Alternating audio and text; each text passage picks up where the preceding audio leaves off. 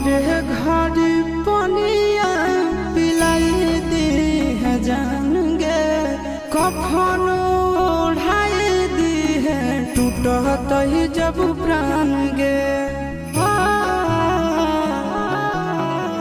मरे घड़ी पनिया पिलाई दी है जान गे, कफन ओढ़ाई दी है टूटत ही जब प्राण गे। हगे हमारा से तोरा जाती प्यार होता भेंट साथ छात कर लगे। हगे सोना